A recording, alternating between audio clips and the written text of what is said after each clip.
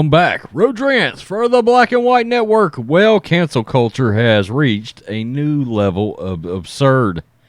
And I'm not sure we thought there was a new level. I mean, it's long since been crazier than hell. But I saw this article and was like, wow. It's amazing what educational institutions, the lengths they're going to now to prove that they are woke and that they are not racist. When in actuality what happens is they just come out looking like a bunch of total and complete idiots. Lack of common sense. Guys, if you ever dressed up for a costume party, if you ever went to a party that was themed, you could be the subject of cancellation. That's right. You could lose your job. You could be forced to bend both knees, get down on both knees, and because the left will come after you. And now, educational platforms, colleges, have set up these anonymous snitching tools now. So, if somebody decides they're mad at you, or they don't like something you had to say, I don't know. That's part of the problem here, is there can be a vindictive side, a revenge side, a vengeful side, and we just know what happens on Twitter. Somebody sees something, they get outraged, the mob gets worked into a lather, and then they attack, right? Well, this is ridiculous. Award-winning HIV researcher forced into, and this may be the scariest term I've ever heard, re-education. Wow. Where else have we heard that term before? Huh? Maybe Nazi Germany? Is that ring a bell, anybody? Award-winning HIV researcher forced into re-education for dressing up like Michael Jackson. Yeah, this is a thing. Wow, I just can't even believe it. Now, very quickly, this is who we're talking about. This lady right here, Julie Overbaugh. And what Julie researches is she has researched HIV and has helped the country of Kenya. Yeah. Yeah, and so in other words, not only is she very intelligent, she is providing an unbelievable humanitarian service to another country that can't provide that service to itself. UW Medicine is helping ruin a woman who devoted her career to finding a cure for HIV. Her work is immaterial to fatuous leaders. Wow. Okay. This is the Federalist.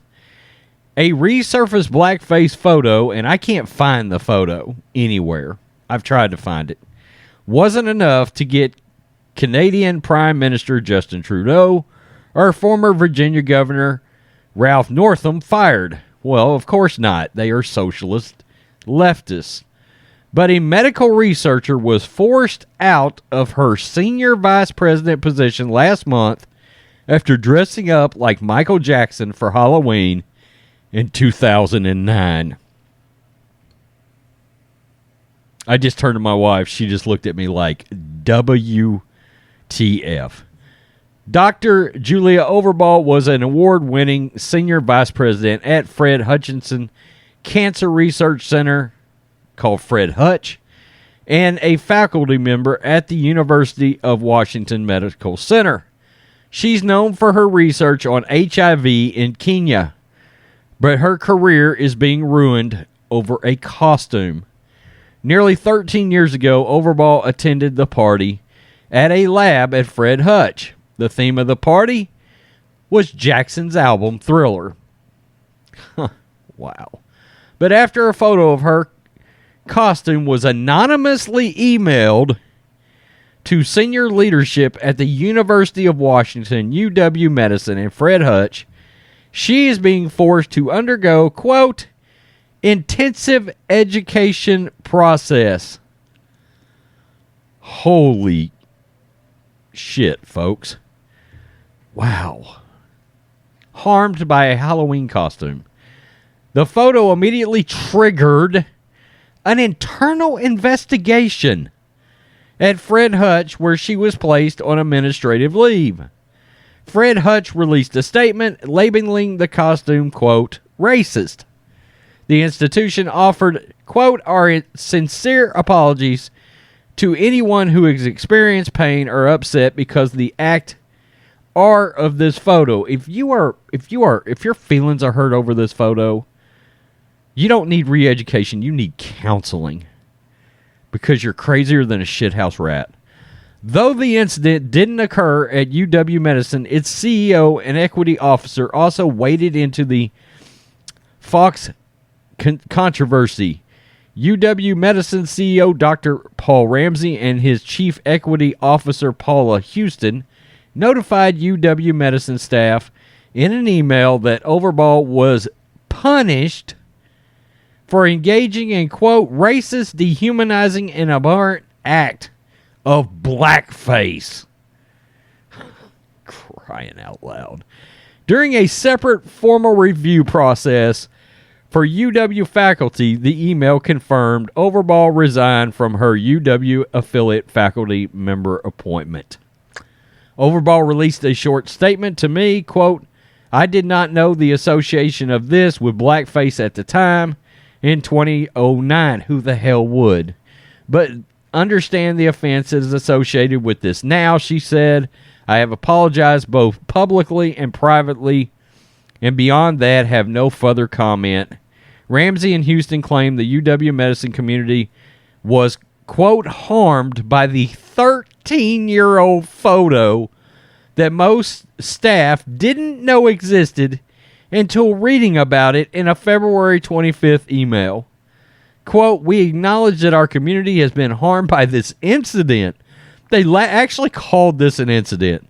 And the fact that 13 years elapsed before action was taken, they wrote, we are convening a series of affinity groups in the next few weeks to provide spaces for mutual support, reflection, and response.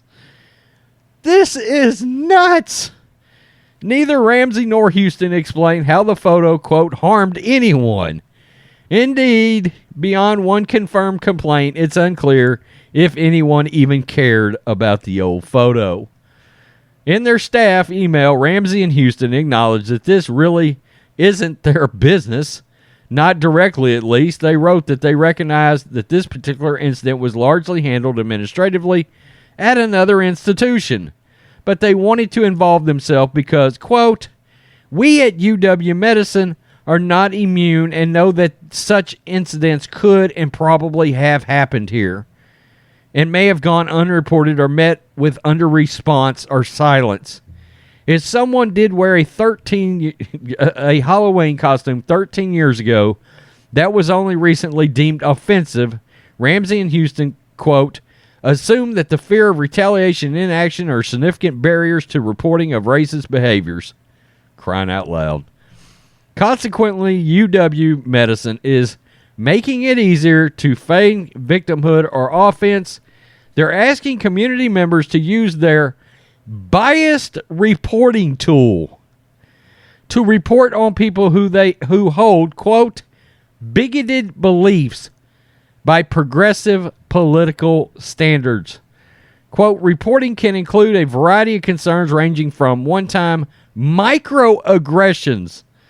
Man, I love these social justice warrior terms. To more severe and sustained behavior. We are committed to responding to these events and continuing to improve our climate, the Tools website reads. These reports can be made anonymously, without any accountability for whoever decided to actually attack the person they're accusing. I mean, let's just be real. Somebody gets an issue with you privately, whatever, away, they can flat retaliate. That's unbelievable. And ensure that the aggrieved can make life hell for coworkers who hold different positions than they do on all sorts of issues. Wow. So, And I'm not going to read the rest of this, but man, that's frightening. That's frightening where we are. Somebody gets something against you personally. Maybe you were having a bad day. Maybe you snapped at them and they said, well, we're going to figure out a way to label you a racist. And then you will step down from your, I believe, vice presidency appointment. This woman has helped save lives from HIV.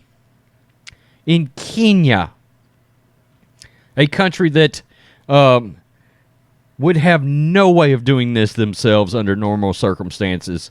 But she has given her life to improve the life of people of color.